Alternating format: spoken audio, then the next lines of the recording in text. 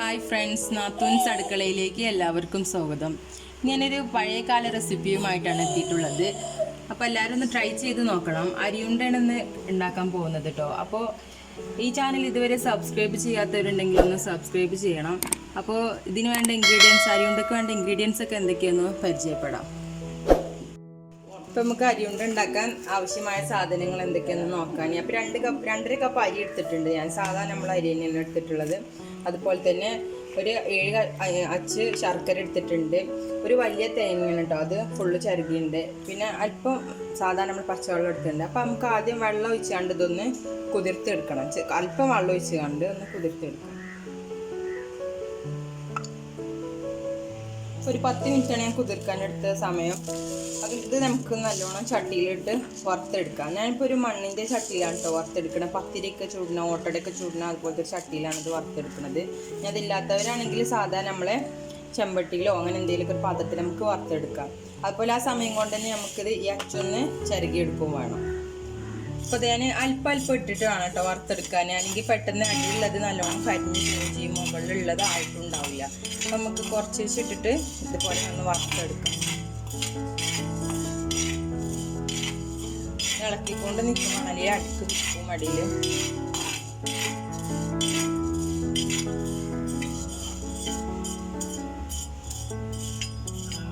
ഇപ്പോൾ നല്ല ബ്രൗൺ കളറായി വരുന്നുണ്ട്. അപ്പോൾ കൈ ഇല്ലാതെ ലോ ഫ്ലെയിമിൽ ഇട്ടിട്ട് വേണം ഇനി വെക്കാനായിട്ട്.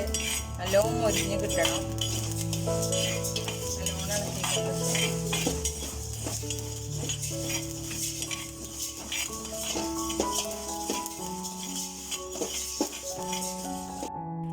അപ്പോൾ നല്ലോണം മൊരിഞ്ഞ് കിട്ടിയിട്ടുണ്ട്, നല്ലോണം വറവായിട്ടുണ്ട്. അപ്പോൾ ഇതൊന്ന് ചൂടാറുന്ന വരെ നമുക്കൊന്ന് ചെറുതായിട്ടൊന്ന് ചൂടാട്ടെ. മിക്സിയിൽ ജാറിലൊന്ന് പൊടിച്ചെടുക്കാനുള്ളതാണ്.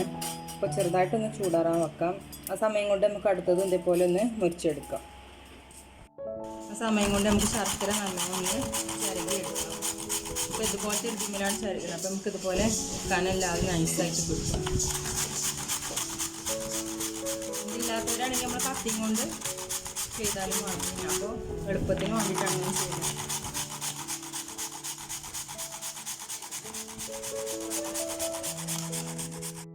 അപ്പോൾ നമുക്കിത് പൊടിച്ചെടുക്കാൻ വേണ്ടിയിട്ട് ഈ ജാറിലേക്ക് ഇട്ട് കൊടുക്കാം. നല്ലോണം പൊടിച്ച് വേണം കിട്ടാൻ, നല്ല പൊടിയായിട്ട് കിട്ടും വേണം. അപ്പോൾ നല്ലോണം പൊടിഞ്ഞ് കിട്ടിയിട്ടുണ്ട്. നമുക്കിതിലേക്ക് നേരത്തെ എടുത്ത് വെച്ചിട്ടുള്ള ശർക്കര ചരറ്റിയതും പിന്നെ അതുപോലെ തന്നെ തേങ്ങയും ചേർത്ത് നല്ലോണം ഒന്ന് മിക്സ് ചെയ്തെടുക്കാം. നമുക്ക് തേങ്ങ ചരറ്റിയതും ചേർത്ത് കൊടുക്കാം. നല്ലോണം ഒന്ന് മിക്സ് ചെയ്ത് കൊടുക്കാം.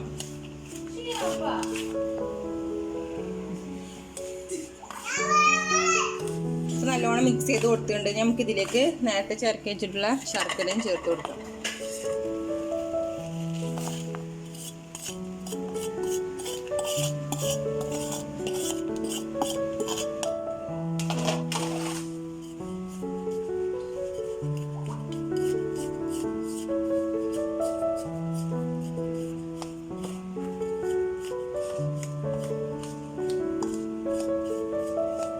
കൈ കൊണ്ട് നല്ലോണം മിക്സ് ചെയ്ത് കൊടുക്കാം.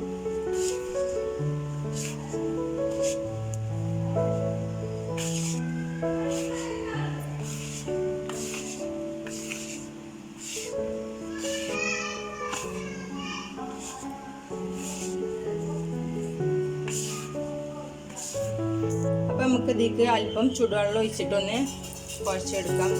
കുറച്ച് ഒഴിച്ചിട്ടൊന്ന് കൈ കൊണ്ട് ഇതുപോലെ മിക്സ് ചെയ്തിട്ട് വേണമെങ്കിൽ ഒഴിച്ചു കൊടുക്കാം. പിന്നെ ഇതൊന്ന് ഉരുളാക്കി എടുക്കാനുള്ള പാകത്തിന് വെള്ളം ഒഴിച്ചു കൊടുത്താൽ മതി കേട്ടോ, അതിലേറൊന്നും വേണ്ട.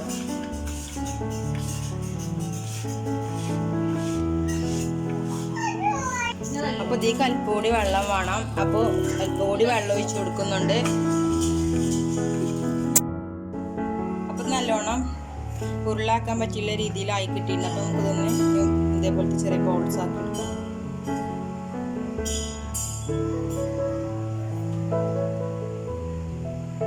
അപ്പോൾ ഇതുപോലത്തെ റൗണ്ടായി ബോൾസ് ആയി കിട്ടിയിട്ടുണ്ട്. അപ്പോൾ നമുക്ക് ഇനി അടുത്തതുപോലെ ചെയ്തെടുക്കാം. അപ്പോൾ ഇതാ അരിയുണ്ട നല്ലോണം ഉരുളാക്കി ഇട്ടിട്ടുണ്ട്. അപ്പോൾ എല്ലാവരും ഒന്ന് ട്രൈ ചെയ്ത് നോക്കണം. നല്ല സോഫ്റ്റായിട്ട് കിട്ടിയിട്ടുണ്ട്. ട്രൈ ചെയ്തിട്ട് കമൻറ്റ് താഴെ അറിയിക്കണം. സബ്സ്ക്രൈബ് ചെയ്യാത്തവരുണ്ടെങ്കിൽ സബ്സ്ക്രൈബ് ചെയ്യണം. അപ്പോൾ ആണ് നല്ല സ്മൂത്തായിട്ട് കിട്ടിയിട്ടുണ്ട്. അപ്പോൾ എല്ലാവരും ട്രൈ ചെയ്ത് നോക്കിയിട്ട് അറിയിക്കണം കേട്ടോ കമൻറ്റ്. അപ്പോൾ അടുത്ത വീഡിയോയിൽ നമുക്ക് വേറൊരു റെസിപ്പിയുമായിട്ട് വരാം. ഓക്കെ.